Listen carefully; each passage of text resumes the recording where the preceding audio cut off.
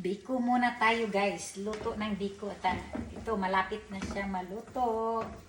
So, ready na sa ating New Year. So, good morning sa inyong lahat dyan.